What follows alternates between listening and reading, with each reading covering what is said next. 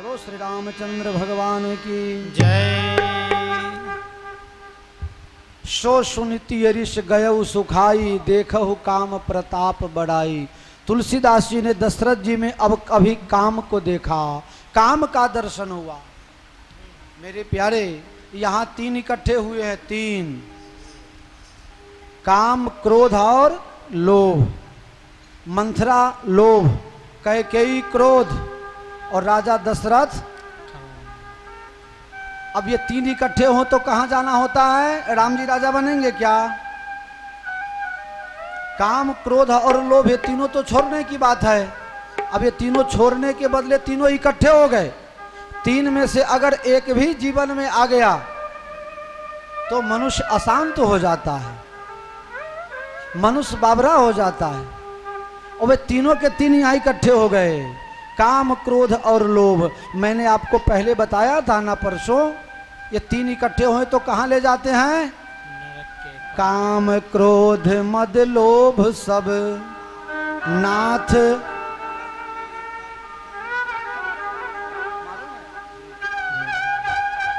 काम क्रोध मद लोभ सब नाथ नरक के पंथ। असब परिहरि रघुबीर ही भजहु भजहि जहि संत। अब कैसे राम राज्य होगा? दशरथ जी जैसे तैसे करके अंदर गए, कैकेयी को देखा। कैकेयी कैसे नीचे गिरी हुई है, लेटी हुई है। नया कपड़ा आभूषण सब निकाल के फेंक दिया है और पुराना कपड़ा फटा चिटा बहुत दिनों का ऐसा पहनी हुई है, रो रही है, आंख से आंसू की धार, गरम गरम श्वासें ले रही हैं। दशरथ जी महाराज ने जाके स्पर्श किया। के ही हे तुरानी रिसानी परसत पानी पति निवारई।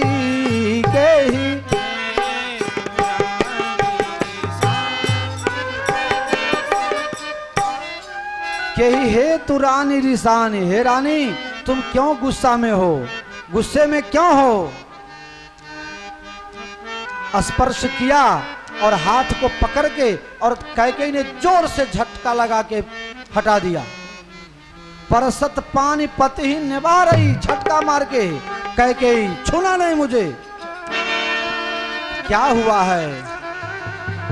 तुम्हारे ऊपर किसी ने गलत निगाह तो नहीं डाल दी? किसने तुम्हारे मन के विरुद्ध काम किया? इस संसार में दो माथा वाला आदमी कौन पैदा हुआ? कैकेयी तुम अगर कहो के ही रंग कहीं करव नरेशु। तू अगर कह तो किसी भिखारी को मैं राजा बना सकता हूं। अगर तू कहे तो मैं देवराज इंद्र को चोटी पकड़ के उसको सिंहासन से नीचे पटक भी सकता हूं। अगर तू कह दे तो ये सब वादे होते हैं। तारा माटे तो हूं, रहवा दो आवधु आ बात तो था।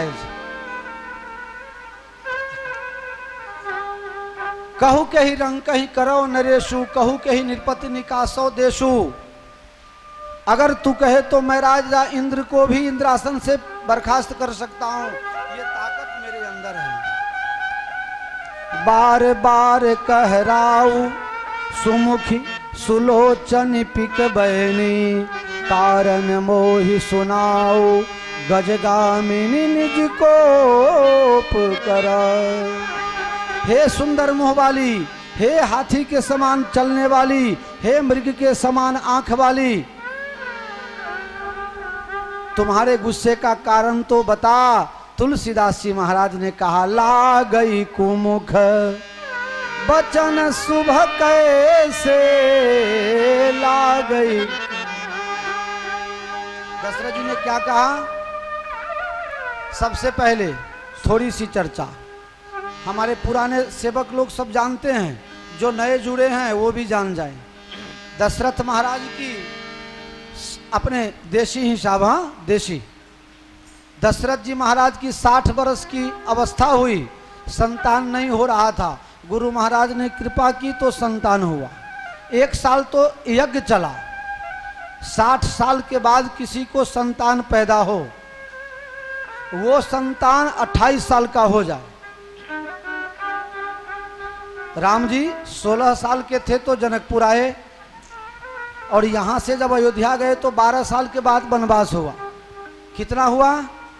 16 और 12 28। अब मान लो कि 61 साल की अवस्था दशरथ जी की होगी, तब राम जी का अवतार हुआ। 61 और 28 कितना हुआ? विचार करो। 89। 1 साल और इधर उधर 90 हो गया पूरा। अब 90 बरस का बुढ़ा हो तो उसकी बुढ़िया कितने साल की होगी? 88। कोई 25-30 साल की तो होगी नहीं। अरे बुढ़ा 90 साल का तो बुढ़िया 80-85, इससे ज्यादा जवान तो होगा नहीं। अगर 90 साल का बुढ़ा 85 साल के बुढ़िया को कहे तुम तो बहुत सुंदर मुंह वाली हो, अच्छा लगेगा? इतना से रुक जाए तो ठीक है। आगे क्या कह रहे हैं दशरथ जी? सुलोचनी, तुम्हारा आंख भी बहुत सुंदर। 12 नंबर का चश्मा इतना मोटा आंख में लगाया, 3 बार मोतियाबिंद का ऑपरेशन करवा चुकी, और वो बुढ़िया को करे कि तुम्हारा आंख बहुत सुंदर है। ये चापलूसी देखो। अच्छा यहीं से रुक जाए तो ठीक था। आगे क्या कर रहे हैं? सुमुखी सुलोचनी मृग नयनी, आंख तुम्हारा भाले जैसा है। आईब्रो कराई नहीं आया हसे दीपिका ब्यूटी पार्लर में। हाँ अत्यारे तो माताओं बहनों ने जो न तो आंख ऊपर आप पापन छे ना आम आनी बारू बनाई दे।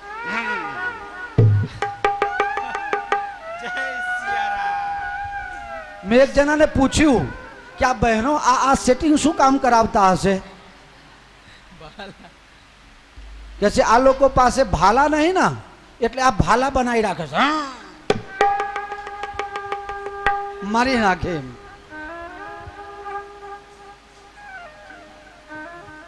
એક બેન ને મેં પૂછ્યું કે તમે આ આંખમાં આ કાટછાંટ શું કામ કરો છો? કે અમને ઘણ બહુ શોખ હતું પહેલા કે પુરુષોને મૂછો છે ને અમને નહીં। पुरुष लोग को 12 घड़ी दाढ़ी करावे ने मूछो करावे तो हमें आंख कराइए। हम किसी से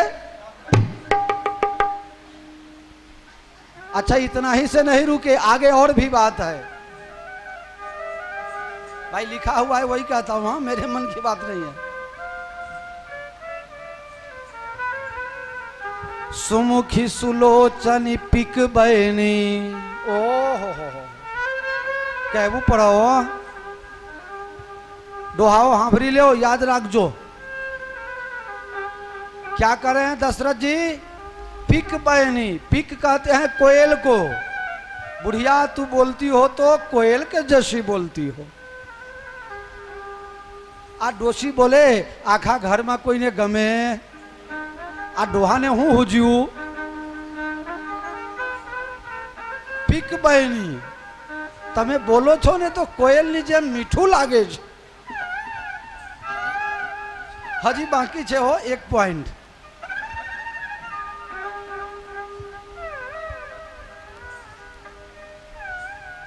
सुमुख सुलोचन पिक बहनी, कारण मोहि सुनाओ। कारण सुनाओ तुम्हें तकलीफ क्या है? गजगामिनी निज कोप करा, हे हाथी के समान चलने वाली, हाथी की समान। आप 85 बरस ना डोसी ने तमे जुओ तो खरा। आ दशरथ जी कहे छे, कोई कभी नहीं कहता, कोई दशरथ जी महाराज कहे छे गजगामिनी निज कोप करा। तू चाले छे ने तो मतवाला हाथी चाले ने एवं लागे छे। ये स्वार्थी पति, कामी पति अपने पत्नी से। अच्छा अब तुलसीदास जी महाराज कह रहे हैं कैकेयी का मुंह कैसा लगता है? ये भी लिखा हुआ है। स्वार्थी पति कामी पुरुष ने एक स्त्री से कह दिया कि तुम्हारा मुंह बहुत सुंदर है। लेकिन तुलसीदास जी ने कहा नहीं नहीं नहीं, बिल्कुल गलत। अरे ला गई कुमुख बचन शुभ कैसे, मगध गयादिक तीरथ जैसे। ला गई कुमुख बचन शुभ कैसे, मगध गयादिक तीरथ जैसे। मगध गयादिक तीरथ जैसे। आप लोगों को थोड़ा रोमांच लगा, लेकिन ऐसी कुछ बात इसमें है नहीं। व्यक्ति जब स्वार्थी हो जाता है, तुम्हारा कोई गलत प्रशंसा करे, मैं माताओं बहनों से कहता हूं, बराबर कहता हूं, हर कथा में कहता हूं, कारण वगर नहीं तुम्हारी कोई खोटी प्रशंसा करे तो ये नाथी सावचेत रहे जो। आप बहुत सांची बात जी। अभी माताओं बहनों का स्वभाव हो गया, कोई प्रशंसा कर देवे तो उसके ऊपर पूरा विश्वास कर लेती है। हाँ दागिने आप ही दे धोबा माटे, पेलो धोबा वारो हम उर्दू धोई जा। ऐसे कैसे अमारो आ हरी भरवार छोकरो गाय गाय ने बेचारो गरु भी ही गयो एनु शू गाय। सोना ने लागे क्या थी काट संसारी मनवा। गाय भजन आवड़े छे ने बधाने, छतांय पेपर में आवे छे के सोनू धोबाना बहाने गठियो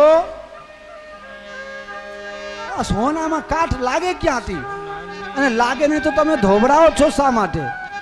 अरे क्यांथी अरीठाना पानी लईने जाते धोई नाखो ने चकाचक। आ माताओं बहनों ना सहज स्वभाव छे। किसी के प्रशंसा में कोई प्रशंसा करे तो उसको बोल देना मुंह पर, आ हमना कहीं बोला तू हो रही गयू पाछो, बोल देना उसको, गलत कठोर बोल देना। ऐसा बोलना कि फिर तुम्हारे सामने आंख उठा के देखे नहीं। ए मूर्ख, हमारी प्रशंसा क्यों कर रहे हो, क्या चाहिए तुमको? तुम्हारा भाई आवे तब घर पर आना। चल अभी फुट यहां से, निकल जा। एक गिलास पानी भी नहीं पिलाना ऐसे बेवकूफों को। बहुत से ऐसे होते हैं। गलत प्रशंसा में फूलना नहीं। अगर फूलोगे तो जो फूलता है वही फूटता है, याद रखना।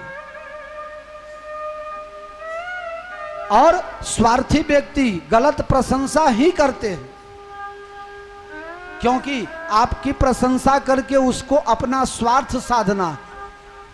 हमेशा सावधान रहो। महिलाओं के लिए भी और पुरुषों के लिए भी जरूरी है। गलत प्रशंसा में मत आ जाना। किसी ने कह दिया तुम मान लिया कि हाँ हमारी कैपेसिटी इतना है। नहीं नहीं, अपने औकात को हमेशा समझो। अपने दिल से पूछो सामने वाला जो प्रशंसा कर रहा है क्या हम उसके लायक हैं, हम में ये कैपेसिटी है। लगभग गलत प्रशंसा हो उसमें तुम्हारे कैपेसिटी के बहुत बाहर की बात कही जाती है, हमेशा याद रखना। दशरथ जी ने क्या कहा कैकेयी को? सुमुखी मुंह तुम्हारा बहुत सुंदर है। एक एक बेतना करचलिया पड़ेला छे, कहे छे कि बहुत सुंदर है।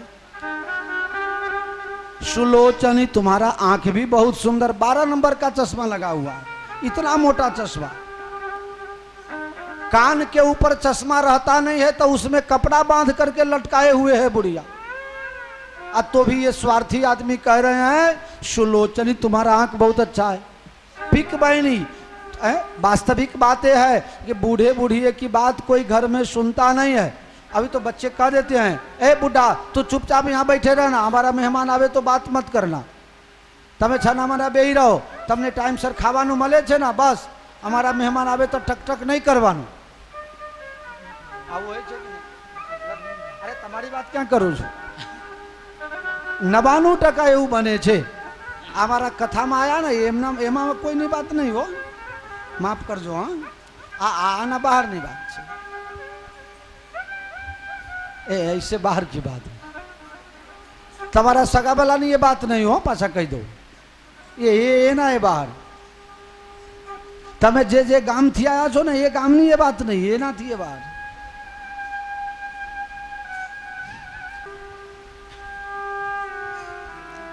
कैकेयी ने दशरथ जी महाराज का अपमान किया। दशरथ जी ने कहा सोचा कि इसके मन की बात कह देता हूँ। देवी तुम जल्दी उठो, आभूषण पहनो, बढ़िया नया नया कपड़ा पहनो, क्योंकि कल सुबह जल्दी राम जी को राजगद्दी पर बैठाना है। अरे ये तो ऐसा लगा अगर अतिशय ठंडी पड़े तो फसल बर्बाद हो जाता है। गर्मी से नहीं, अतिशय ठंडी से, क्या कहते हैं उसको, कड़ा पड़ा, कड़ा पड़ा कहवाए ना। हाँ, ठंडी से भी, गर्मी से तो जल जाता है लेकिन ठंडी से भी फसल जल जाता है। ऐसे उपीर बिहस हंसी गोई, इस वेदना को भी कैकेयी ने अपने मुंह पर कुछ भाव नहीं आने दिया। तुलसीदास जी महाराज कह रहे हैं, देखो नारी स्वभाव प्रभाव, स्त्रियों का स्वभाव होता है। ये जमाना नहीं बात छे हो, अत्यारे तमारे कोई ने लागू नहीं पड़तो, એટલે कोई मारा ऊपर गुस्से ना था।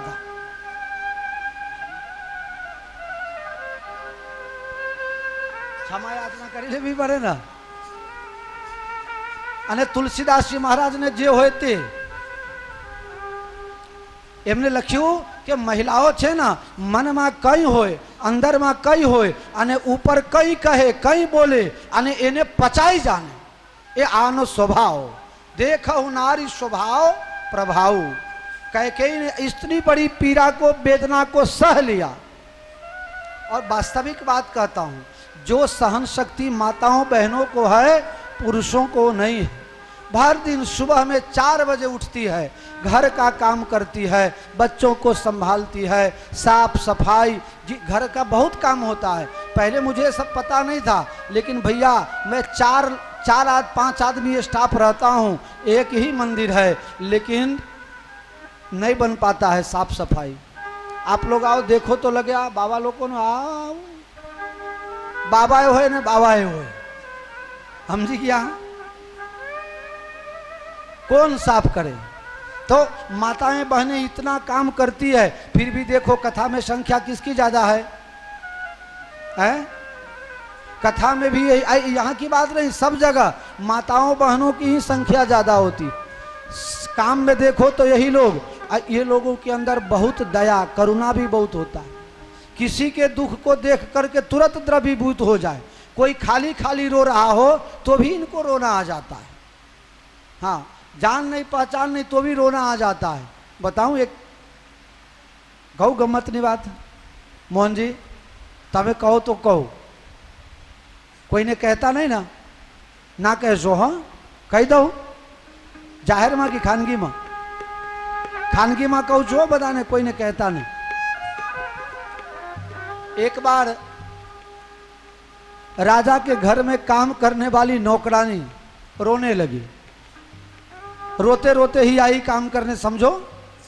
उसको रोते देखा और रो रही थी अपने किसी का नाम लेके, मेरी भल्ला दीदी मर गई हाय हाय, भल्ला दीदी मर गई हाय हाय, रो रही थी, हल्ला कर रही थी।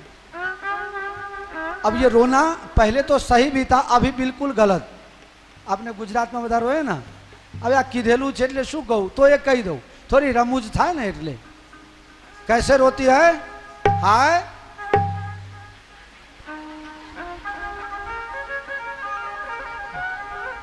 करजो એવું जरा, हाय अरे खरू आ तो खाली पूछ्यो हाय, अर्धा बोलता है हाय हाय, अर्धा कहे वागे नहीं वागे नहीं।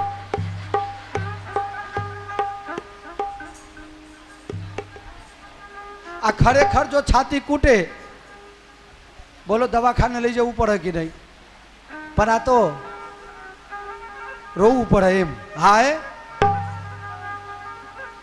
अब वो काम करने वाली नौकरानी जो थी वो आई, रोने लगी, भल्ला दीदी मर गई हाय हाय, भल्ला दीदी मर गई हाय हाय। रानी भी रोने लगी उसके साथ में, भल्ला दीदी मर गई हाय हाय, भल्ला दीदी मर गई हाय हाय। राजा दोपहर में खाने के लिए आए, रानी को रोते देखा, भल्ला दीदी मर गई हाय हाय। राजा ने सोचा भाई हमको कोई दुख है नहीं, लेकिन अगर हमारे रानी की कोई बहन अगर मर गई है तो नाटक मैं भी थोड़ा रो लेता हूँ। राजा भी रोने लगे, भल्ला दीदी, हाय हाय भल्ला दीदी। इतने में एक मंत्री आया, मंत्री को राजा से कुछ दस्तखत कराना था। क्या बात है, ये सबको मालूम है ना पहले से, इसलिए रो रहा है। अब राजा रो रहे थे और मंत्री आ गए। मंत्री ने सोचा अब राजा रो रहे हैं, जरूर कोई बात है। मंत्री भी रोने लगे, भल्ला दीदी मर गई, हाय हाय भल्ला दीदी मर गई। मंत्री तो बहुत होशियार था, बुद्धिशाली था। उसने राजा से धीरे से कहा, सरकार कौन मर गया है? राजा ने कहा, मुझे पता नहीं। रो क्यों रहे हो? हमारी रानी रो रही थी तो मैं भी रो लिया। जरा पूछो तो सही, महारानी कौन मर गया? महारानी बोली, हमको तो पता नहीं। पता नहीं और रो रही हो? मोहन जी, पता नहीं और रो रही है? अरे क्यों रो रही हो? कहा, अपने घर जो धोबीन काम करने आती है ना, कपड़ा धोने वाली, वो बेचारी रो रही थी तो मैं भी रोने लगी। उसको बुलाया, इधर आ इधर आ। सोचा गरीब आदमी, गरीब है, कोई मर गया होगा, परेशान है, कुछ राहत दे दिया जाएगा, कुछ मदद कर दिया जाएगा। उसको नजदीक बुलाया, बोले तुम्हारी कौन सी दीदी थी, बड़ी थी कि छोटी? बड़ी दीदी मर गई कि छोटी दीदी मर गई? बोली कौन मर गई? तुम्हारे सगा संबंधी में कोई मर गई? बोले नहीं तो रो क्यों रही थी? बोले देखो मैं धोबी हूं और मैं घाट पर तालाब में कपड़ा धोने जाती हूं। एक गधी थी बहुत पुरानी, बहुत पुरानी गधी थी, उसका नाम रखा था भल्ला। अब वो भल्ला दीदी मर गई।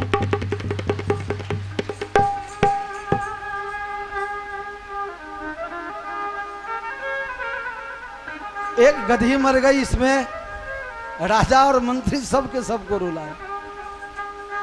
खड़े खड़े माताओं बहनों का स्वभाव होता है, किसी को रोते देखे तो उसको रोना आ जाता है। ये आप लोगों की प्रशंसा कर रहा हूं, निंदा मत समझना। ये गुण है, दिव्य गुण, परमात्मा का दिया हुआ दिव्य गुण है, जिसके कारण आपके यहाँ रामकृष्ण अवतार लेके आते हैं। स्त्रियों को कम नहीं समझना, अगर स्त्री न होवे तो राम कृष्ण हनुमान कहां से आते?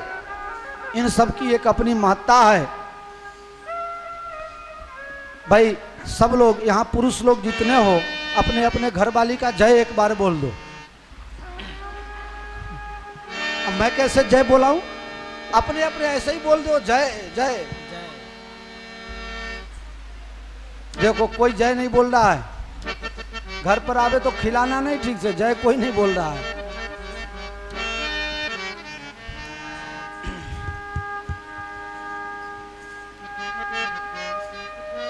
श्री राम जय राम जय जय राम, श्री राम जय राम जय जय राम, श्री राम जय राम जय जय राम, श्री राम जय राम जय जय राम, श्री राम जय राम जय जय राम, श्री राम जय राम जय जय राम, श्री राम जय राम जय जय राम, श्री राम जय राम जय जय राम, श्री राम जय राम जय जय राम, श्री राम जय राम जय जय राम, श्री राम जय राम जय जय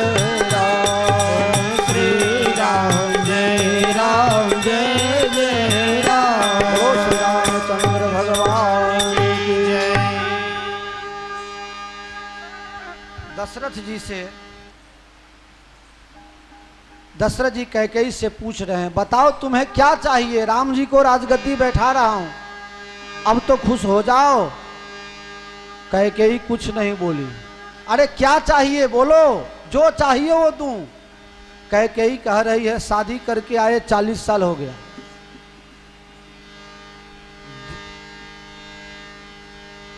देऊ देऊ पर कहूं पिए, कबहु न देहु न लेहु, देन कहेऊ बरदान दोऊ, तेऊ पावत संदेह। कहते तो हो कि ये दे दूं वो दे दूं, लेकिन 40 साल शादी करके आए हुआ, कभी मोटरसाइकिल पर बैठा कर ड्राइविंग सिनेमा ले गए हमको पिक्चर दिखाने, आज तक कभी कुछ दिया? अरे तुम कहो ना, महिलाओं का स्वभाव होता है कि घर में कुछ अवसर आवे तो एक दो दागीना आभूषण बनवाने के लिए रूठती हैं, एक दो दागीना आभूषण हमको भी बन जाए ऐसा रूठ जाती हैं, और फिर अगर दो के बदले एक भी बनवा दो तो स्वभाव दयालु मान भी जाती हैं। अरे दो नहीं, तुम जो कहो सो 4 दे देवे। दुई वरदान भूप सन थाती, 2 वरदान याद आ गया कैकेयी को। कैकेयी कह रही है महाराज एक बार आपने 2 वरदान देने को कहा था, वो दिया आज तक? कैकेयी मेरा भोला भाला स्वभाव मैं भूल गया, आज 2 नहीं 2 के बदले 4 मांग लो। दुई के 4 मागी मुकले हो, दुई के 4 मागी मुकले हो, दो के हम ही, दुई के 4 मागी मुकले हो। 2 के बदले में 4 मांग लो, हमें झूठा दोष मत लगाओ, तुमने कभी मांगा ही नहीं, मांग लो।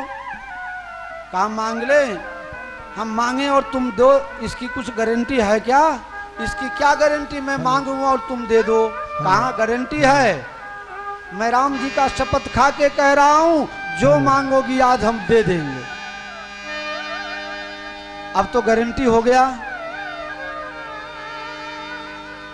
कह रही है राम जी को राजगद्दी बैठाना था ना, इसके बदले देहु एक बर मन भावत जी का, देहु एक भर।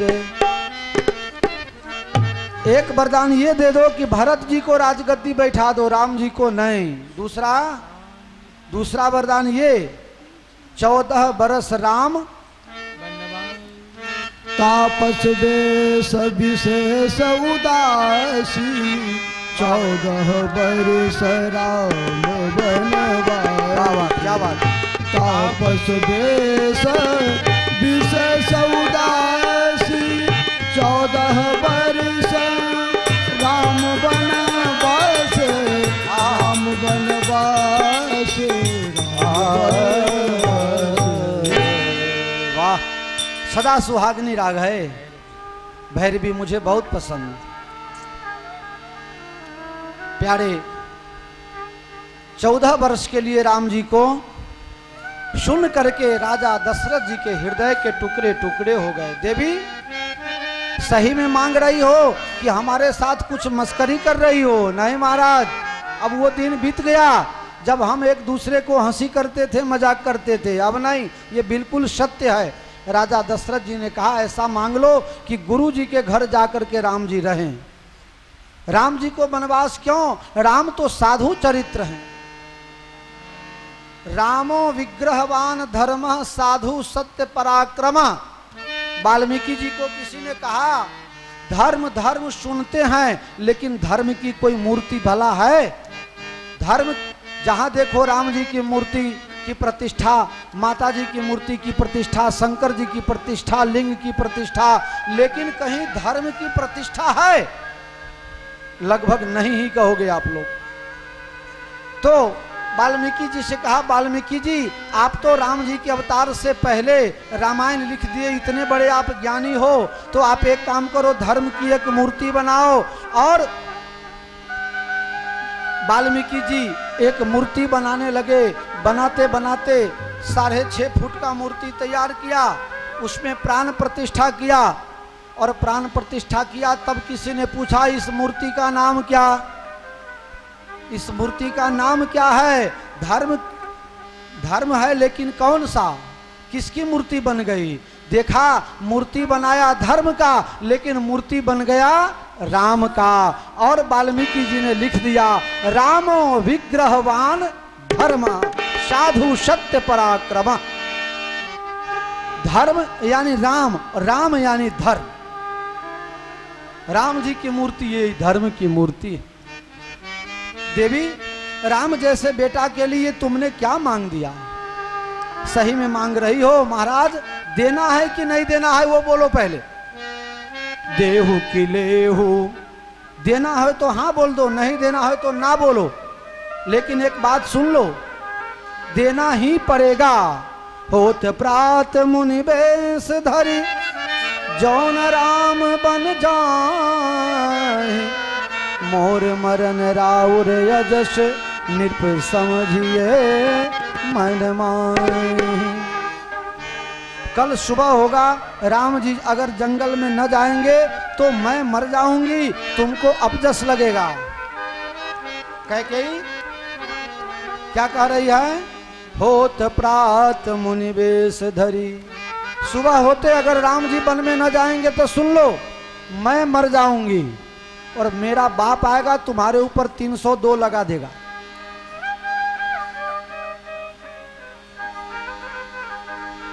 $326 भी लगा देगा, 98 भी लगा देगा। ये सब तुम्हारे ऊपर लागू पड़ने वाला है। अरे 420 भी लग जाएगा। 420 कैसे? झूठ बोलना, चीटिंग कर रहा, यही तो 420 है। हमारे साथ 420 ही किया, बोला कुछ किया कुछ, कहा था देने को और अभी मुकर गए। देहु कि लेहु अजस कर नाही, चाहे दो और ना बोल करके अपजस लो, दोनों तरफ। देवी तुम और कुछ मांग लो, कह रही है जाने हो लेशु माग चबे ना। मोहन जी कह क्या कर रही है? तुम क्या समझते थे कि मैं कुछ चबाना वगैरह मांग लूंगी क्या? ये तो इलेक्शन के टाइम में होता है, चाय चबेना जिंदाबाद। क्या इसमें कुछ तुम्हारे चबेना से मांग जाने वाली थी? बस हमको जो चाहिए वही चाहिए, जीवन में कुछ दिया नहीं, एक बार मांगे वो भी देने के लिए मना कर रहे हो। दशरथ जी समझ लिए कि अब हमारा काल हमारे माथे पर आ गया है, मेरा पाप मेरे माथे पर आ गया है। अब मेरा पाप राम जी को जंगल में भेजेगा और मेरी मृत्यु करावेगा। बहुत प्रकार के समझाया, लेकिन कैकेयी नहीं मानी। राजा दशरथ मूर्छित होकर के गिर गए हैं। सुबह का समय हुआ, राजा को होश नहीं है। सुबह का 8 बज गया, सूर्य भगवान एक पहर दिन निकल आया आगे, लेकिन आज कुछ तैयारी नहीं। 9 बजे तो राम जी को राजगद्दी बैठाना था, अभी कुछ तैयारी नहीं हुई। वशिष्ठ जी ने आज्ञा दी, जाओ सुमंत्र और राजा को जगाओ, उनकी आज्ञा लेकर के सब काम करो। पछिले पहर भूपनित जागा, पछिले पहर भूपनित जागा, आज हम ही बर अचरज लागा, आज हम ही बर अचरज लागा।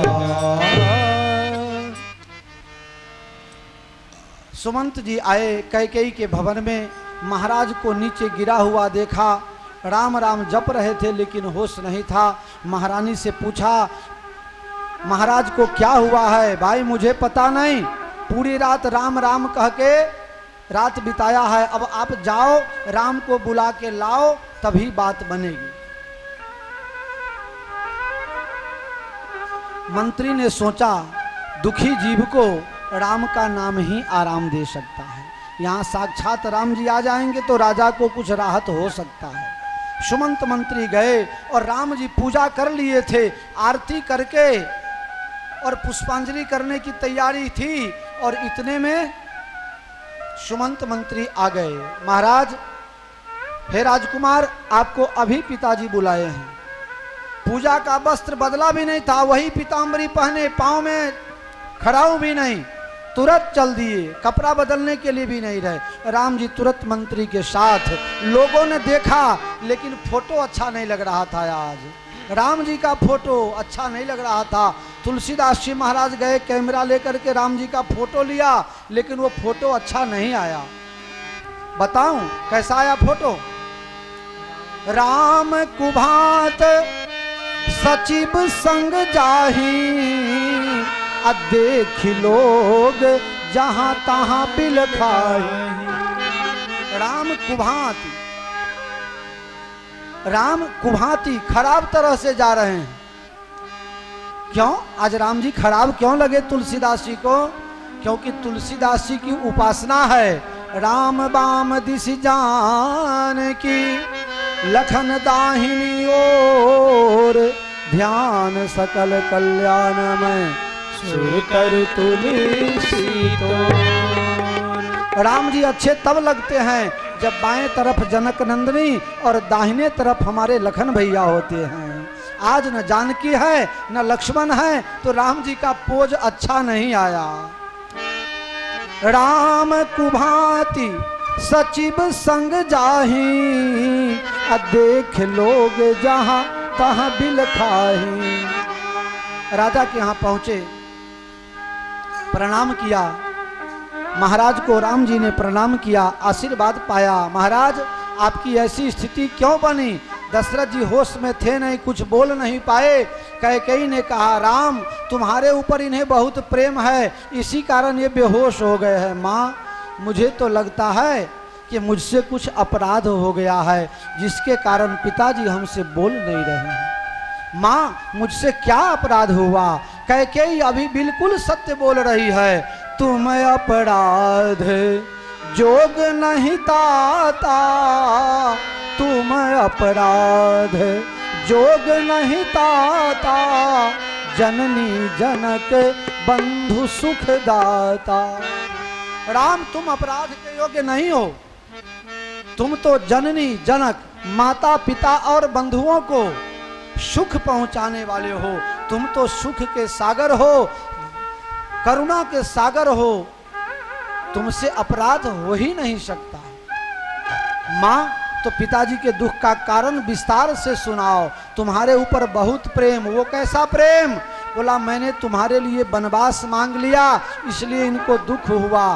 तुम अगर पिता का कल्याण चाहते हो, इनका जस समाप्त न हो जाए, अगर ऐसा चाहते हो तो तुम यहाँ से वनवास में चले जाओ। राम जी ने कहा ओफ इतनी छोटी सी बात। पिताजी 14 वर्ष कल बीत जाएगा, मैं माँ से आज्ञा लेके आता हूँ, फिर आपको प्रणाम करके तब जंगल में जाएंगे। राम जी कौशल्या जी के पास आए, लेकिन आज कौशल्या की बात क्या बताएं आपको। 108 प्रकार का मिठाई कौशल्या जी बनाई थी, और अभी खीर तो चूल्हा पर चढ़ा हुआ था। कौशल्या जी को था कि आज मेरा राम राजा बनेगा तो मैं सबको मिठाई खवाऊंगी। 108 प्रकार की मिठाई। राम जी को खीर बहुत अच्छा लगता है, इसलिए खीर अभी तैयार हो रहा है। राम जी पहुंच गए। 9 बज रहा है। कौशल्या जी ने डायरेक्ट कह दिया तात जाऊं बलि, तात जाऊं बलि, बेग नहाऊं, जो कछु भाव मधुर कछु खाओ। तात जाऊं बलि बेग नहाऊं, जो कछु तात मधुर फल खाओ। तात जाऊं बलि बेग नहाऊं, जो मन भाव मधुर कछु खाओ, जो मन भाव मधुर कछु खाओ। बेटा बहुत देर हो रही है, जल्दी नहा लो, कुछ मुंह मीठा करो, फिर राज्यसभा में जाना। आज तुम्हारा अभिषेक होगा, अभिषेक होगा, सब लोग तुम्हें चालो करवावे ना। राम जी गद्दी वे से तो लोग को चालो करवा ना आवे। चुमावन करने के लिए आएंगे ना लोग, तिलक करेंगे ना राम जी को। ऐसा भाव है कौशल्या मैया का। तुम जाओगे तो वहाँ बहुत देर हो जाएगी। और पिताजी के साथ राजसभा में बैठे हो, नए नए राजा बने हो, तो वहाँ भोजन के लिए बुलाने जाए, अच्छा नहीं लगेगा ना। तो एक काम करो, यहीं से कुछ मीठा खा करके तब जाओ। देखो तुम्हारे लिए 108 प्रकार का मिठाई तैयार है। राम जी ने सोचा, इस ममता की मूर्ति को मैं कहूँ कैसे कि जंगल जा रहा हूँ, मैं कहूँ तो ये सहन कर पाएगी क्या? ऐसा विचार हुआ, भाव हुआ। राम जी खड़े रह गए, कुछ बोल न पाए। मैया कह रही है, बेटा तू जल्दी तैयार हो। बच्चा जल्दी तैयार न हो तो इसका दोष किसके माथे आता है? हैं? आपके माथे आता है ना। फिर भी आपने शादी में देर कर दी थी, देर हो गई थी ना? नहीं, कहाँ देर हो गई? तात जाऊं बलि बेगी नहाऊं, जो मन भाव मधुर कछु खाऊं। तात जाऊं बलि बेगी नहाऊं, जो कछु तात मधुर फल खाऊं। जो मन भाव मधुर कछु खाऊं, जो मन भाव मधुर कछु खाऊं। बेटा सब नहीं खाना हो तो सब में से थोड़ा थोड़ा ले लो, अगर वो भी इच्छा ना हो तो तुम्हें जो पसंद हो वही ले लो। भगवान राम जी, कौशल्या जी सोचे स्नान करके आवे, कुछ भोग लगावे, तब तक मैं कुछ ले आती हूँ। कौशल्या मैया क्या ढूंढ रही है पता है आपको? कौशल्या मैया काजल की डब्बी ढूंढ रही है, काजल ढूंढ रही है। राम जी को किसी का नजर न लगे ना, इसलिए थोड़ा काला टिपका कर देंगे। राम जी खड़े हैं, कुछ बोल नहीं पा रहे हैं। माँ आई और हाथ पकड़ के, बेटा सुनते नहीं हो? मैया तू बड़ी भोली है, कहूंगा तू मानोगी नहीं। क्या हुआ बेटा? माँ मेरा राज्याभिषेक तो हो गया ना? हैं? वशिष्ठ जी ब्रह्मा जी के पुत्र, इतने बड़े ज्योतिष, इतने बड़े पंडित, इतने बड़े मर्यादा के बालक, और ये मर्यादा भूल गए कि अगर किसी के बेटा का अच्छा होता है तो उस अच्छाई में माँ बाप का होना जरूरी होता है। तुमको गद्दी पर बैठा दिया, मुझे बुलाया भी नहीं। सबसे पहले आशीर्वाद देने का हक मेरा बनता था। सबसे पहले तुम्हारे माथे पर हाथ धर के मैं आशीर्वाद देती। तुम्हारा राज्याभिषेक हुआ कैसे? पिता दीन मोहे कानन राजू, जहाँ सब भात मोर बरकाजू। पिता दीन मोहे कानन राजू, जहाँ सब भात मोर बरकाजू। जहाँ सब भात मोर बरकाजू। माँ अपना राज्य बहुत बड़ा है, एक ही राजा पूरे विश्व का संचालन कर नहीं सकता है। अगर करेगा तो सब जगह उचित न्याय दे नहीं सकेगा। माँ विश्वामित्र जी को बक्सर में तकलीफ हुई तो अयोध्या उन्हें मांगने आना पड़ा। जंगल में साधु महात्मा दुखी रहते हैं, वो साधुओं का स्वभाव फरियाद किससे करें। इसलिए एक बार तो मैं विश्वामित्र जी के साथ गया, मुझे जंगल में रहने की आदत बन गई ना, इसलिए मुझे जंगल का विभाग सौंपा गया है। अभी तो जंगल के मंत्री बनने में बड़ा फायदा है, फॉरेस्ट मिनिस्टर ने बहुत फायदा होता है। गम मेटला झाड़ का पाओ शु बांधो जी, पुलिस वाला ने मिली भगत होए खड़ा, 4 रस्ता ऊपर रोकवा वालो, जाने दो जाने दो, चा तैयार करीने ज लावे छे, हमें चौकड़ी ऊपर रहिए जी। हो केशु भाई, फॉरेस्टर बनने में बहुत मजा है। राम जी कह रहे हैं मुझे जंगल का राज दिया गया है। पिता दीन है मोहे कानन राजू, जहाँ सब भात मोर बरकाजू। पिता दीन है मोहि कानन राजू, जहाँ सब भात मोर बरकाजू। कौशल्या जी खड़ी की खड़ी रह गई, जैसे पत्थर की मूर्ति खड़ी हो। राम जी का रुख देख करके, राम जी का रुख देख करके मंत्री सुमंत का बेटा अभिनंदन ने सारी कथाएं कौशल्या जी को सुना दी। कौशल्या जी कह रही हैं, बेटा अगर राम जी की पिताजी की आज्ञा है तब तुम जंगल में मत जाओ, क्योंकि पिता से 20 गुना ज्यादा अधिकार माँ का बेटा के ऊपर होता है। अगर पिता की आज्ञा है तो मैं तुम्हें रोकती हूँ, लेकिन तुम्हारी कैकेयी अम्बा ने और पिता ने, यानी कि तुम्हारे माँ और बाप दोनों ने कह दिया तो जाओ बेटा, मेरा आशीर्वाद है। बनदेवी और बनदेव तुम्हें माता पिता के समान संभालेंगे, जाओ मेरा आशीर्वाद है। लेकिन कह तो दिया, लेकिन कहते कहते कौशल्या मूर्छित होकर के गिर गई। राम जी ने समझाया, माँ 14 वर्ष कल बीत जाएगा, हम आएंगे।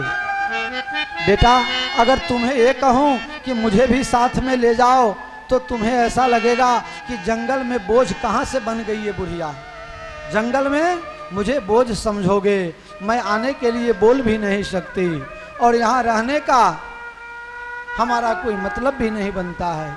बेटा मैं क्या करूं? माँ पतिव्रता धर्म के अनुसार अभी पिताजी की तबीयत बहुत खराब है, उनकी हालत बहुत नाजुक है, आप यहीं रहो। एक स्त्री के लिए अपने पति की सेवा करना ये सबसे बड़ा धर्म है, इसलिए आप यहीं रहो। बेटा धर्म का उपदेश मुझे कर रहे हो, जितना कहना आसान है उतना व्यवहार में आसान होता नहीं।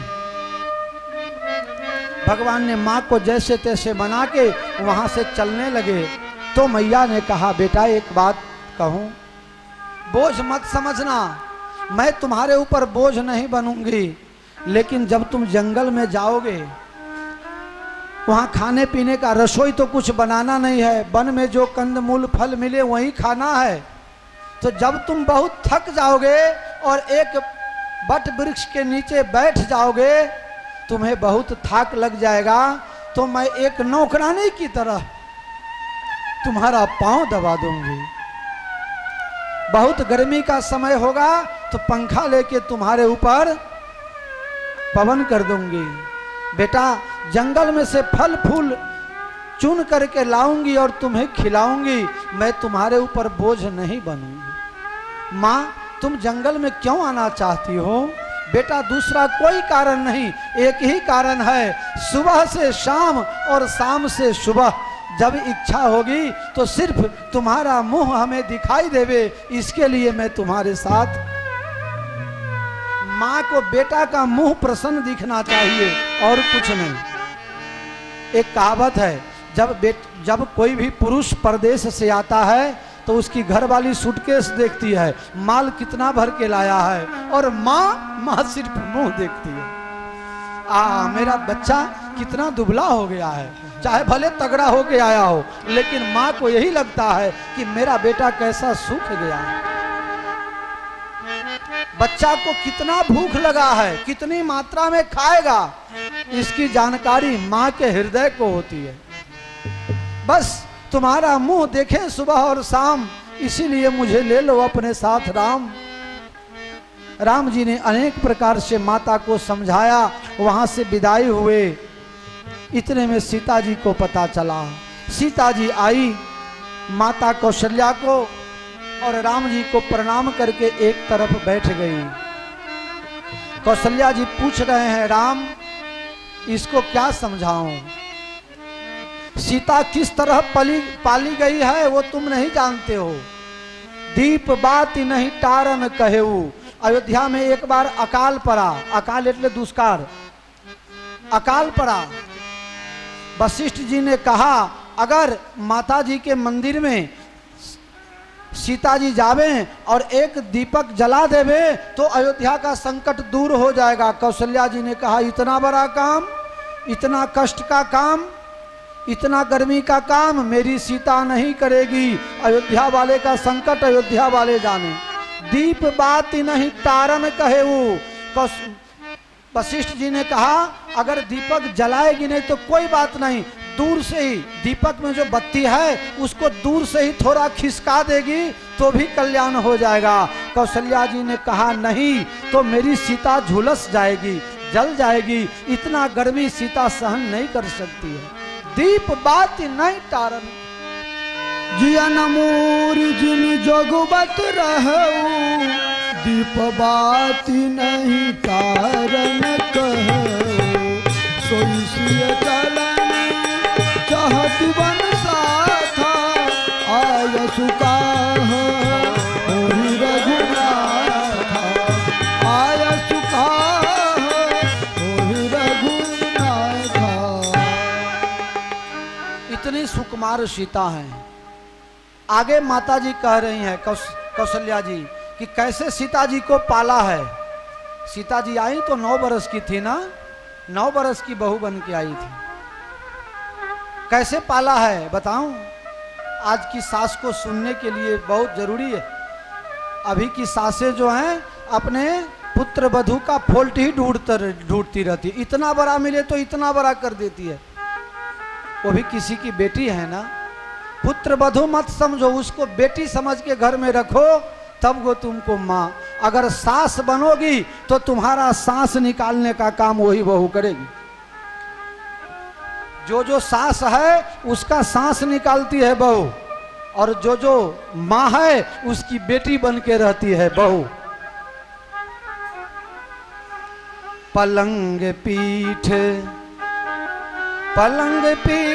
तजी गोद हिडोरा, सिए नदीन पग अवनि कठोरा।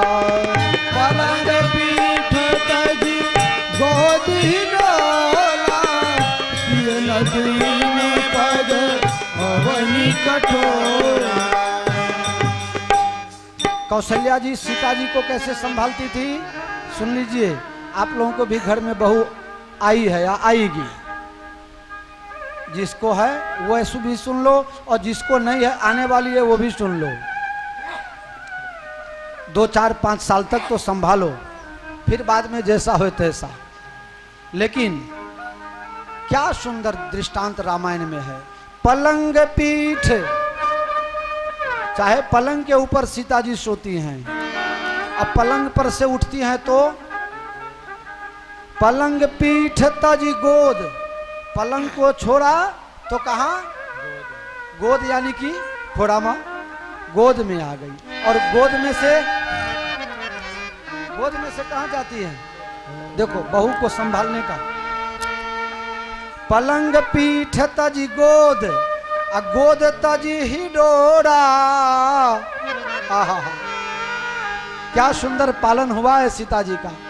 पलंग को छोड़ के गोद में, और गोद में जब नींद आ जावे, हलरड़ा गाता गाता कौशल्या जी बहू ने शुभरावी दे, ऊँघ आई जाए तो जल्दी ऊँघ न खुली जाए ने, एटले खोड़ा माथी हिडोरा मां। सिए नदीन पग अवनि कठोरा, सिए नदीन पग अवनि कठोरा। सोचिए चलन चाहत बन साथा, आय सुका होई रघुनाथा। सोई सिए पालन चाहत बन साथा, आय सुका होई रघुनाथ। गोद, पलंग से गोद में, पलंग में सो रहती हैं सीता जी, और नींद खुल जाए तो कौशल्या जी गोद में ले लेती हैं, और गोद में हिलाते हिलाते जब नींद आ जाती है तो हिडोरा हिचका ऊपर, ताकि हम एम लागे कि हजी माना घोड़ा मत छू। ऐसे बहू को रखना। आम तो बापू ना ત્યાં જાઉં તો અમને સારું લાગે છે, બહુને ખૂબ સારી રીતે, દીકરીને રાખે એમ બહુને રાખે છે। ખરેખર આ કહેવા માટે નથી કહેતો, બહુ સારું। सोसिए चलन, वही सीता, राम इस तरह से मैंने सीता को पाला है। वही सीता जंगल में चलना चाहती है, बोल तुम्हारी क्या आज्ञा है। एक बात और सुन ले, चित्र लिखित कपि देख डराती, सोशिए विपिन बसहि के भांति।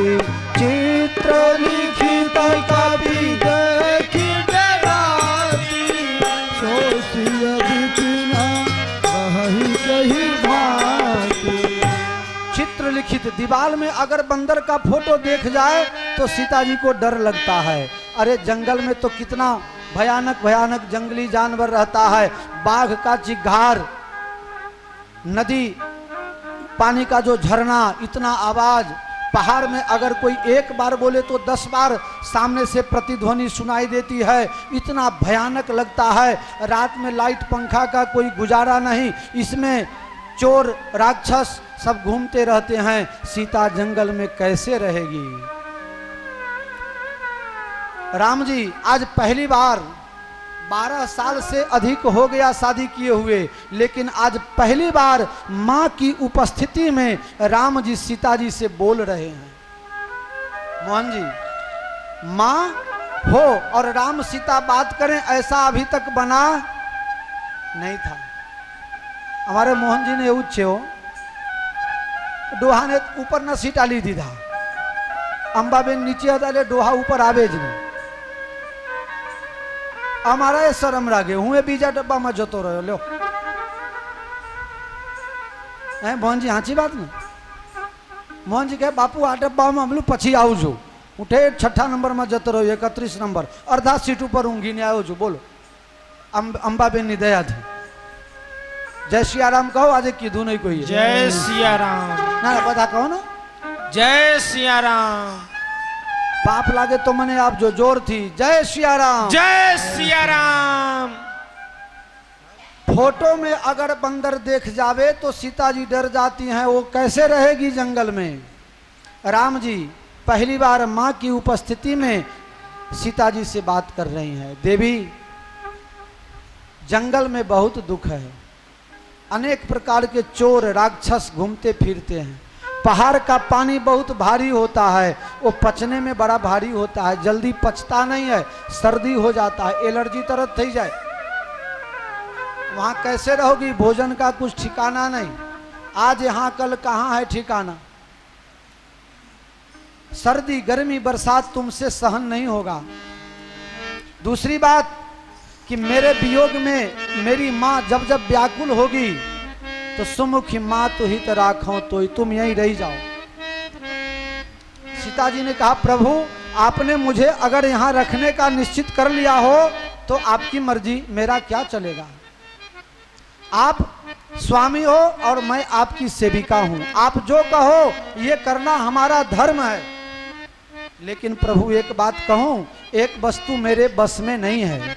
आप यहां से जंगल में जाओ, मैं तो आप मना कर दो तो मेरा शरीर यहाँ रह जाएगा, लेकिन मेरा प्राण मेरे बस में नहीं है। मेरा प्राण मेरे इस शरीर को छोड़ करके अगर आपके साथ चला जाए तो मैं क्या करूंगी।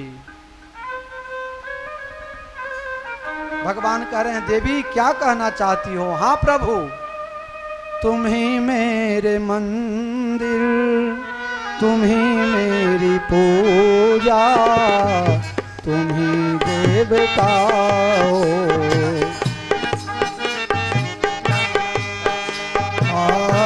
तुम ही मेरे मंदिर, तुम ही मेरे पूजा, तुम ही देवता हो, तुम ही देवता हो। कोई मेरे आँखों से देखे तो समझे कि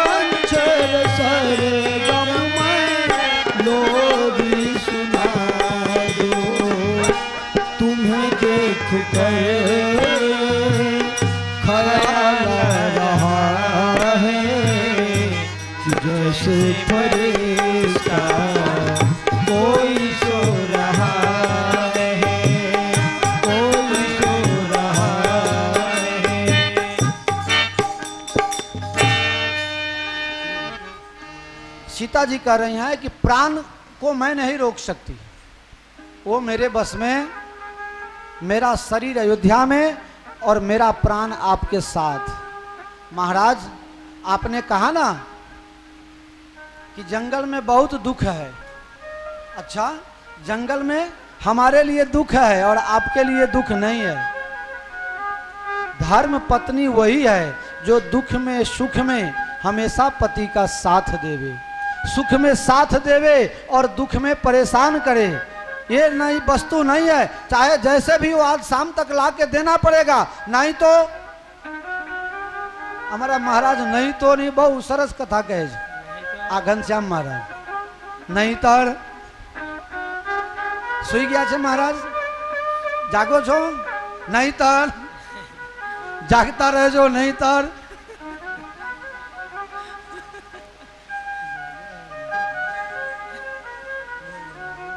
सबको सुना दे, सब लोग दुखी हो गया, थोड़ा सा रमूज हो जाए, कह दूं? नहीं तर एक लड़की की शादी हुई, ससुराल में गई,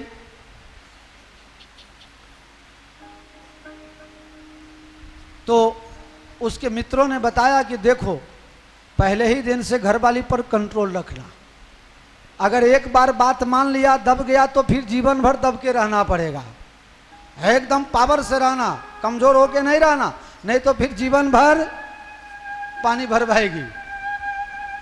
ठीक, सुबह का समय हुआ, जल्दी पानी गर्म करो नहीं तो,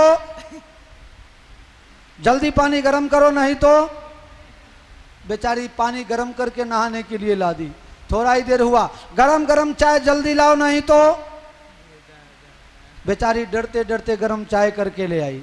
नाश्ता जल्दी तैयार करो नहीं तो, 15-20 दिन 1-2 महीना हुआ, फिर अपने मैके गई तो वहां सब लोग पूछने लगे, भाई तुम इतनी दुबली क्यों हो, घर में खाने पीने का वहां ससुराल में कोई तकलीफ है क्या? कहा नहीं तो कुछ भी तकलीफ नहीं है। तो तकलीफ क्या है? तकलीफ यही है कि हमारे जो श्रीमान जी हैं बहुत गुस्सा वाले हैं, बात बात में कह देते हैं जल्दी नाश्ता बनाओ नहीं तो, अरे ये छोटी सी बात, ये तो छोटी सी बात, अच्छा अब जाओ तो कह देना नहीं तो क्या कर लोगे, बस इतना ही कहना है।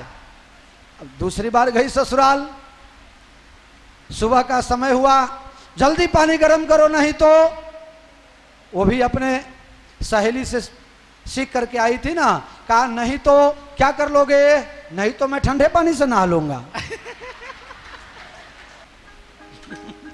ऐसी बात है भाई। फिर से भैरवी में आ जाइए, भैरवी पकड़े रहिए।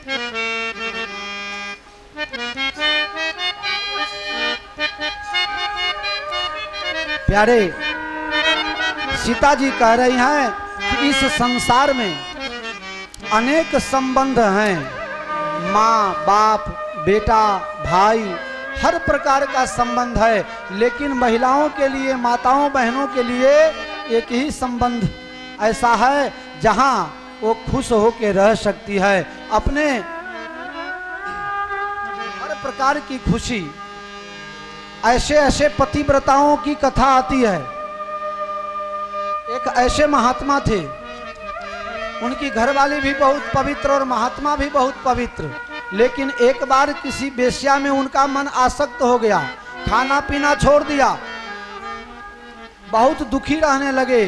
घरवाली पूछी, महाराज आपको क्या हुआ है, श्रीमान जी आपको क्या तकलीफ है? महात्मा ने बता दिया कि हमको किसी वेश्या से प्रेम हो गया है, वो हमको नहीं मिलेगी तो हम मर जाएंगे। ये ऐसी पत्नी थी, धर्म पत्नी, उस वेश्या के घर पर गई और उसको प्रार्थना किया, तुम्हारे वियोग में हमारे पति मर जाएंगे, तुम एक बार चल के हमारे पति से मिल लो। ऐसे ऐसी पत्नी भी हुई है, अपने पति के सुख के कारण छोटी छोटी बातों में लड़ लेना, झगड़ लेना ये और बात है, लेकिन समर्पित हो जाना ये और बात है। मैं किसी को गलत प्रेरणा नहीं दे रहा हूं, लेकिन ये समझने की बात है, छोटी छोटी बातों में शंका करना, लड़ना, झगड़ना अभी आम बात हो गया है, इन बातों सबसे दूर रहना। सीता जी कह रही हैं, जिए बिनु देह नदी बिनु बारी, तैसिए नाथ पुरुष बिनु नारी। जिए बिनु देह नदी बिनु बारी, तैसिए नाथ पुरुष बिनु नारी। शरीर में अगर प्राण न हो तो इस शरीर की कोई कीमत नहीं होता है। प्राण के बिना शरीर बेकार है, महंत के बिना मंदिर बेकार है। बहुत सी बातें ऐसी हैं। नदी में अगर पानी ना हो तो नदी बेकार है। इसी तरह से अगर जीवन में पुरुष ना हो तो महिलाओं का जीवन बेकार है।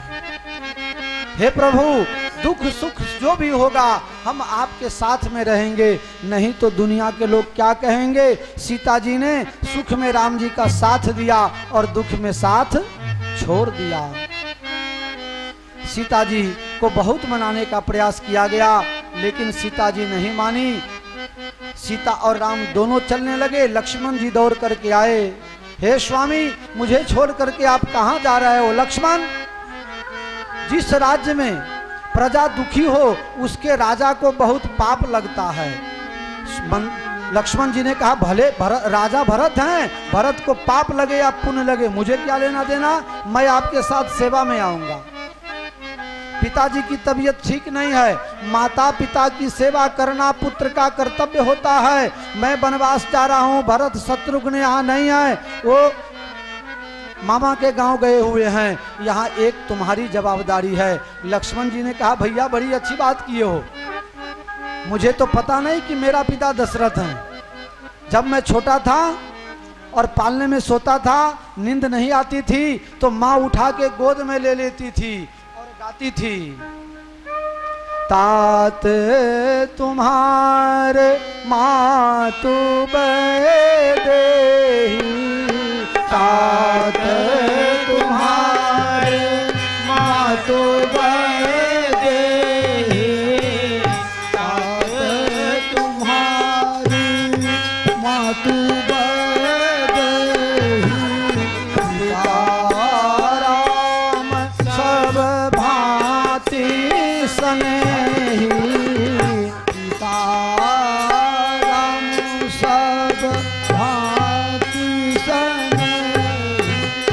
जब मुझे नींद नहीं आती थी तो मेरी माँ लोरी गाती थी और लोरी में क्या कहती थी, हे लक्ष्मण, तुम्हारी माता सीता है और तुम्हारे पिता राम हैं। अगर माता पिता की सेवा करना फर्ज है तो मैं साथ में आऊंगा।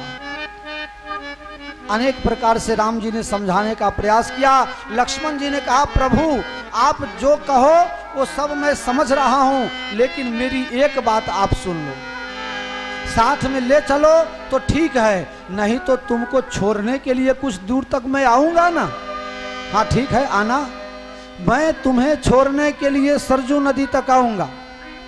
तुम सरजू के उस पार जंगल में चले जाओगे, मैं देखते खड़ा होकर देखते रहूंगा। जब तक दिखाई दोगे तब तक तुम्हारा दर्शन करते रहूंगा। जब दिखाना बंद हो जाओगे तो मैं सरजू मैया में जल समाधि ले लूंगा, लेकिन उस अयोध्या में नहीं रहूंगा। जो अयोध्या मेरे राम को छोड़ दे उस अयोध्या से मेरा कोई संबंध नहीं। लक्ष्मण जी ने वाल्मीकि रामायण में कहा है, लक्ष्मण जी आग बबूले हो गए, प्रभु आप गद्दी पर बैठो, मैं राजा को संभालूंगा।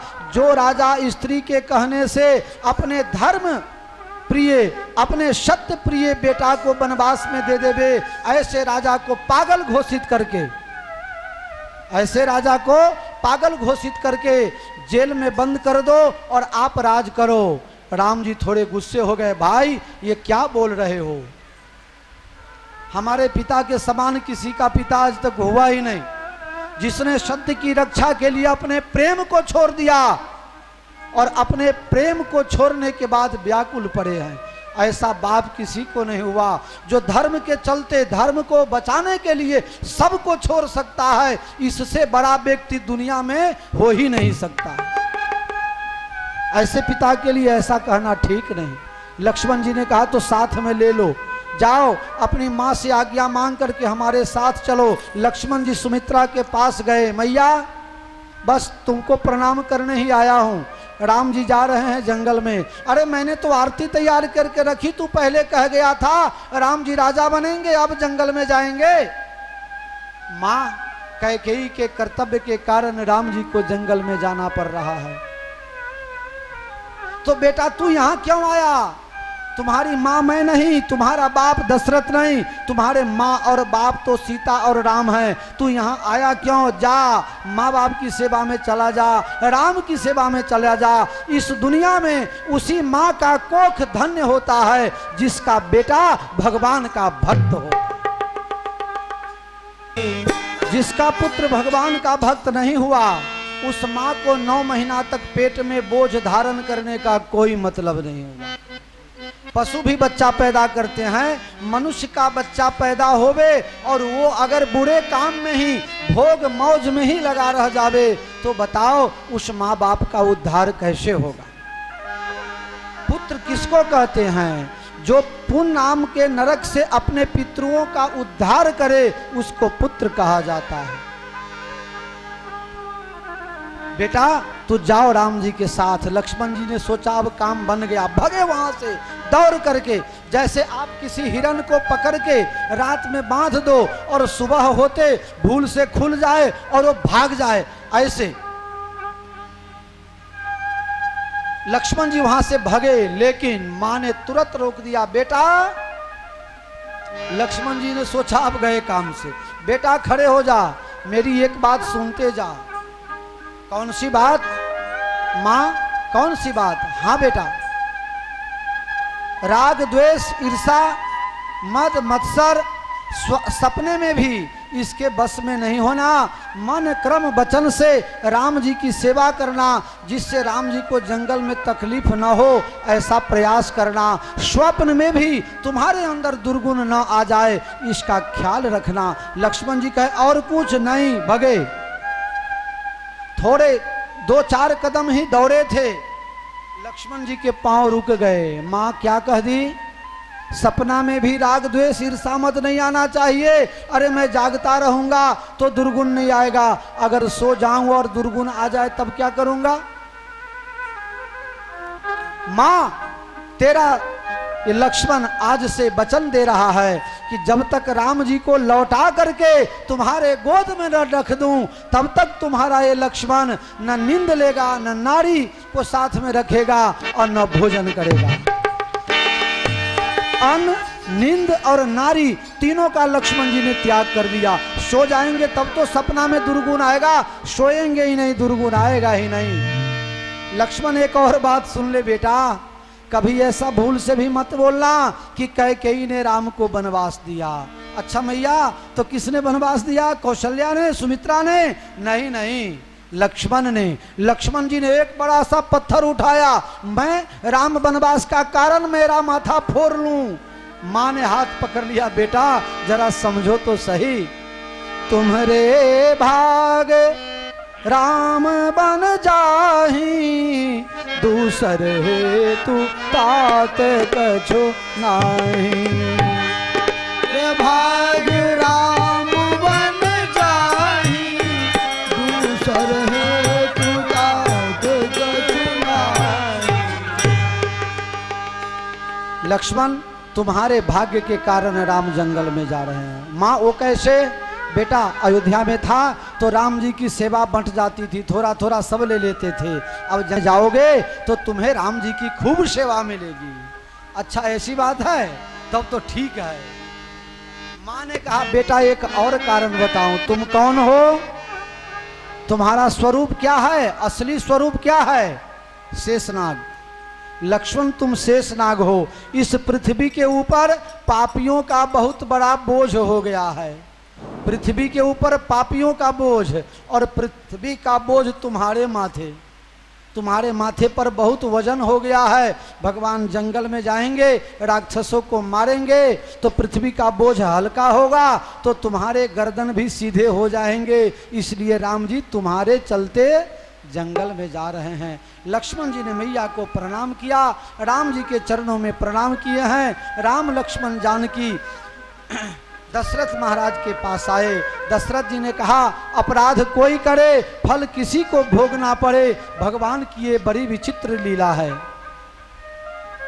बात ऐसी नहीं है, जो कर्म करता है फल उसको ही भोगना पड़ता है, लेकिन बात ऐसी है कि हम आप अपना कर्तव्य भूल जाते हैं। और अच्छा है पिछले जन्म का भूल गए, अगर पिछले जन्म का सब याद रहता तो रोज नई नई लड़ाई झगड़ा होती। ये हमारा लेके मरा, ये हमारा दे के मरा, ये हमारा ऐसा किया वैसा किया। अच्छा है भूलने वाली बात। सब अपने अपने कर्म का फल भोगता है, कोई किसी को दुख नहीं देता, सुख नहीं देता। भगवान ने बहुत प्रकार से पिताजी को समझाया। माता कैकेयी और पिताजी को प्रणाम करके राम लक्ष्मण जानकी वहाँ से वनवास के तरफ चलने लगे। गुरु महाराज के आश्रम में आए, वहाँ संतों ब्राह्मणों मंदिर और सब प्रकार की व्यवस्था, बरखासन की व्यवस्था सबके लिए करवा दी। और जब चलने लगे, इधर राजा दशरथ जी की मूर्छा दूर हुई। सुमंत को कहा, मेरा राम पैदल चल नहीं पाएगा, रथ बना करके भेजा। राम जी की इच्छा नहीं थी, लेकिन लोगों ने बहुत आग्रह किया। राम जी रथ में बैठ करके अयोध्या छोड़ करके चलने लगे। मेरे प्यारे अयोध्यावासी राम जी के रास्ते में लेट जाते थे। मैं नहीं जाने दूंगा अपने राम जी को। बहुत कोशिश करके राम जी चले, पूरे अयोध्या की प्रजा राम जी के साथ में हो गई। राम जी जैसे तैसे करके 2 किलोमीटर चले, थोड़ा ज़्यादा चले और तमसा नदी के किनारे पहुँचे। छोर चले मुख मोर चले, आज हमारे राम अयोध्या छोड़ चले। मुख मोर चले, आज हमारे राम अयोध्या छोड़ चले। मुख मोर चले, आज हमारे राम अयोध्या छोड़ चले।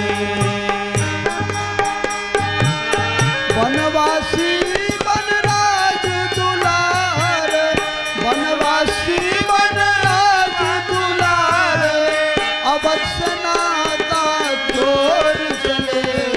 छोड़ चले, आज हमारे राम अयोध्या छोड़ चले।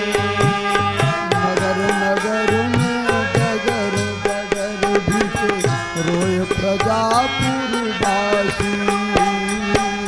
नगर नगर में डगर डगर में रोए प्रजापुरवासी।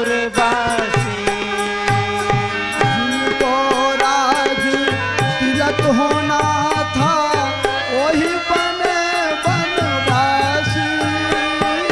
जिनको राज तिलक होना था वही बने बनवासी।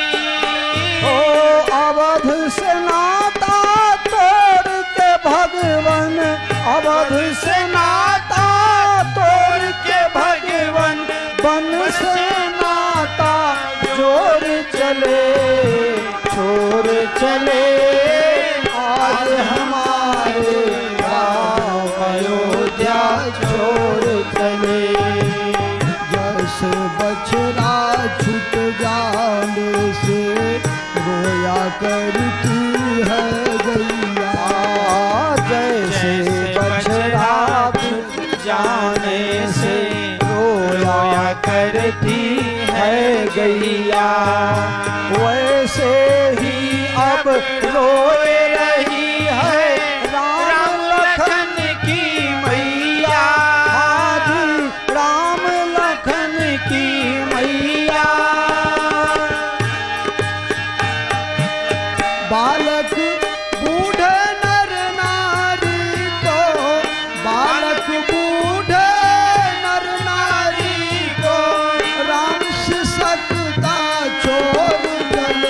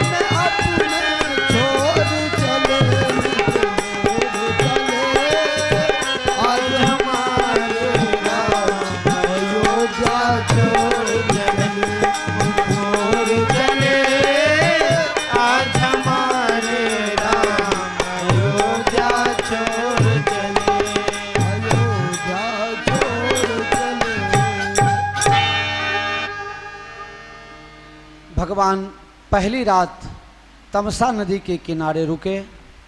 अपने अयोध्या वासियों को दुखी देख करके राम जी को लगा ये हमारे सब प्रेमी हैं और हमारे चलते सब दुखी हों, वो ठीक नहीं है। राम जी ने आधी रात में लक्ष्मण सीता को साथ में लेकर रथ में बैठकर सुमंत मंत्री के साथ इस तरह से रथ को भगाया ताकि दूसरे दिन सुबह में किसी को पता न चले। भगवान श्रृंगवेरपुर पहुंच गए।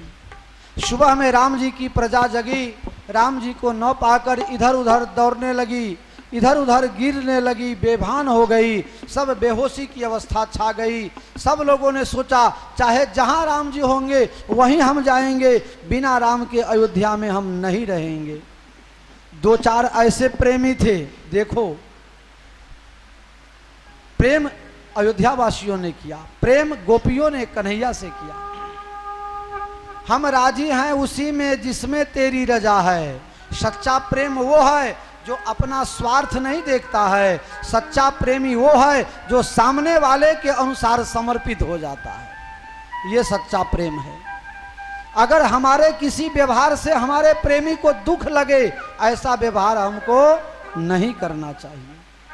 राम जी ने सोचा कि हमारे चलते इन लोगों को दुख हो रहा है, पिताजी ने मुझे वनवास दिया, ये मेरा पारिवारिक मामला है, मेरे पारिवारिक मामला से मेरे प्रजाजनों को दुख क्यों होना चाहिए।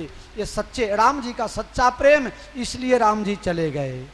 अयोध्या की प्रजा साथ में जाना चाहती थी, लेकिन जो सच्चे प्रेमी थे, जो ज्ञानी प्रेमी थे, उन लोगों ने कहा देखो राम जी को अगर साथ में ले जाना होता तो छोड़ के जाते क्यों। हम तुम साथ में जाएंगे और राम जी को दुख होगा, राम जी की इच्छा नहीं तो हम नहीं जाएंगे, राम जी की इच्छा नहीं तो हम नहीं जाएंगे। हम उसके वियोग में रो रो कर जी लेंगे, उसके इंतजार में जिएंगे, 14 साल निकाल के जिएंगे, लेकिन हम अपने राम को दुखी नहीं होने देंगे। हमारे राम जी को हमसे तकलीफ होगा तो हमें चाहिए हम दुख देने उन्हें न जाएंगे। पूरे अयोध्या वासियों ने नियम कर लिया, किसी ने एक टाइम खाने का, किसी ने फलहार से रहने का, किसी ने दूध पी के रहने का, किसी ने पानी पी के रहने का, ऐसा सबने नियम कर लिया। और सबने एक और भी नियम किया, जब तक मेरे राम अयोध्या में नहीं आएंगे तब तक हम लोग अपने घर में दिया नहीं जलाएंगे। सब लोग संयम नियम से रहने लगे। आप कहोगे बापू आपको कैसे पता चला? अरे रामायण में लिखा हुआ है ना, राजा दशरथ के अलावा किसी का मौत नहीं हुआ अयोध्या में, कोई नहीं मरा। क्यों नहीं मरा? सब सच्चे प्रेमी थे, राम जी के वियोग में मरना चाहते थे, लेकिन राम दर्शन की इच्छा जो थी उन्हें मरने नहीं दिया। किसी का जन्म भी नहीं हुआ। अब बताओ कितना बड़ा संयम। 14 साल तक लोगों ने विषय भोग कामना को ही छोड़ दिया। जब किसी के अंदर कोई कामना नहीं, विषय भावना नहीं, तो बच्चा कहां से पैदा होगा जी। अयोध्या में 14 साल में न किसी का जन्म न किसी का मरण। दशरथ जी महाराज अपवाद। ऐसा संयम, ऐसा त्याग, ये सच्चा प्रेम आप सब लोग जानते हो, जो मेरी कथा पहले सुने हो। भागवत की एक छोटा सा प्रसंग कह दूं, अब समय बहुत हो गया है। हालांकि 4 बजे कथा शुरू हुई तो 7 बजे तक चले, कोई ज़्यादा देर नहीं है, फिर भी एक बहुत बड़ी बात है, बहुत संक्षेप में 2 मिनट में बता देता हूँ। भगवान 11 बरस और 56 दिवस ब्रज में रहने के बाद, वृंदावन में रहने के बाद जब मथुरा जाने लगे, भगवान अक्रूर जी के साथ रथ में बैठ गए। सबने उनको विदाई दिया रो के या भारी मन से, लेकिन राधा जी विदाई देने नहीं गई। राधा जी कन्हैया को छोड़ने नहीं गई।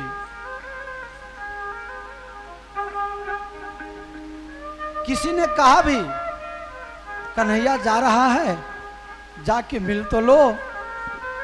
राधा ने कहा अगर मैं जाऊं उसे अच्छा ना लगे, उसकी इच्छा हो तो मैं मिलने के लिए तैयार हूं। भगवान रथ पर बैठे थे, अक्रूर को कहा, काका रथ थोड़ी देर के लिए रोको, जितने लोग मुझे देखने आए हैं वो सब ठीक है, लेकिन मुझे जिसको देखना है वो इस समय दिखाई नहीं दे रहा है। भगवान रथ से कूद करके राधा जी के पास गए। अभी तक हमने जो लीलाएं की आपका सहयोग मिला, लेकिन राधा जी अब आगे का जो हमारा चरित्र होना है वो आपके बिना संभव नहीं है। आप अगर थोड़ा सा संयम खो दोगी तो ये पृथ्वी पाताल में धंस जाएगी। कैसे कन्हैया? हाँ, मैं आपके पास कुछ मांगने आया हूं। कन्हैया ने कहा, मैं आपके पास कुछ मांगने आया हूं। राधा जी रो पड़ी। कन्हैया, मेरे पास, मैंने तो तन मन धन सब तुमको समर्पित कर दिया, अब मेरे पास है क्या? मेरे पास एक वस्तु है, तुम्हारे वियोग में रोने के लिए मेरे पास सिर्फ आंसू है। बस एक ही वस्तु है, इसके अलावा दूसरी कोई वस्तु नहीं है। वो भी ले लोगे? रोने का भी अधिकार ले लोगे? कन्हैया ने कहा, इसीलिए तो आया हूं। तुम रोगी तो पृथ्वी फट जाएगी, पाताल में धंस जाएगी। मेरे वियोग में रोना मत। राधा जी ने कहा, कन्हैया जैसी तेरी मर्जी। राधा जी आंसू पी गई, लेकिन कभी आंसू नीचे नहीं गिरने दी। ये सच्चा प्रेम है। हम राजी हैं उसमें जिसमें तेरी रजा है, मुझे तो इधर भी वाह वाह है। ये प्रेम। अरे आप लोग विचार तो करो यार, मथुरा और वृंदावन में दूरी कितनी? खाली 4 किलोमीटर 5 किलोमीटर की दूरी। जमुना जी के इस पार ये, उस पार वो, कहाँ ज्यादा दूरी है? बहुत नजदीक। यमुना जी पार करके गोपियां माखन बेचने जाती थी, लेकिन कैसा प्रेम, कैसा समर्पण। जिस दिन से कन्हैया मथुरा में गए, गोपियां मथुरा में जाकर माखन बेचना बंद कर दी। किसी ने कहा, अब जाकर के माखन क्यों नहीं बेचती हो? हम जाएंगे, कन्हैया को पुरानी यादें सब ताजा हो जाएगी, उसको दुख होगा, इसलिए हम वहां नहीं। मथुरा जाना बंद कर दिया। प्रेम इसका नाम है। भगवान राम जी गंगा नदी के किनारे श्रृंगबेरपुर निषाद राज के गांव में पधारे। रात के समय में कंदमूल का भोजन किया।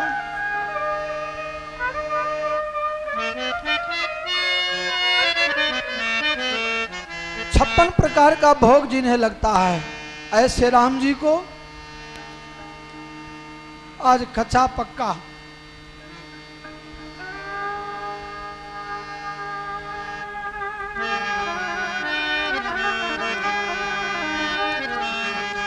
हरे राम राम कच्चा पक्का फल फूल खाना पड़ा। भगवान विश्राम किए।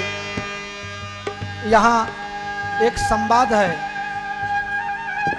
अब मैं आपको आगे की कथा नहीं सुना पाऊंगा, सबसे क्षमा मांगता हूं। और आप सब आरती करें, शेष कथा कल होगी। आप सबको मेरा जय श्री राम। गोविंद राधे राधे गोपाल राधे राधे राधे राधे गोविंद राधे राधे राधे राधे राधे गोविंद राधे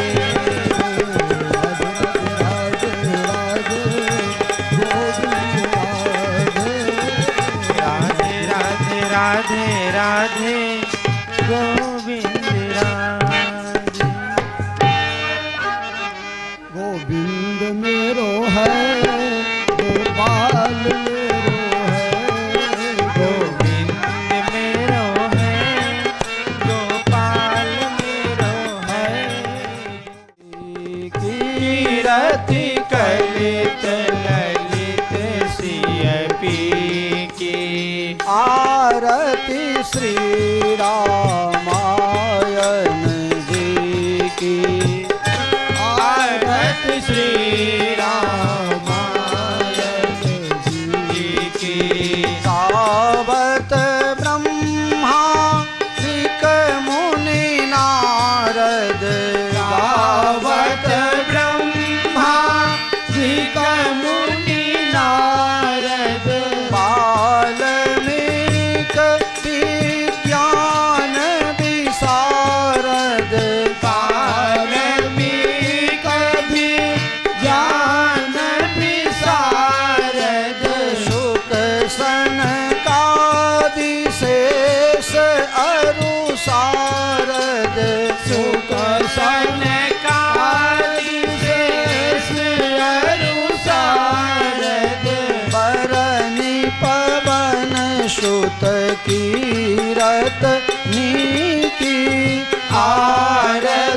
श्री रामायण जी की। गावत वेद पुराण अष्टदश, गावत वेद पुराण अष्टदश, सहो शास्त्र सब ग्रंथन को रस, सहो शास्त्र सब ग्रंथन को रस। मुनि जन धन संतन को सर्वस, मुनि जन धन संतन को सर्वस। सारे अंश सम्मत सब ही की सारथ श्री रामायण सब ही गावत संतत शंभु भवानी, गावत संतत शंभु भवानी। अरुघट संभव मुनि विज्ञानी, अरुघट संभव मुनि विज्ञानी। अरुघट संभव मुनि विज्ञानी। व्यास आदि कवि वार्त बखानी,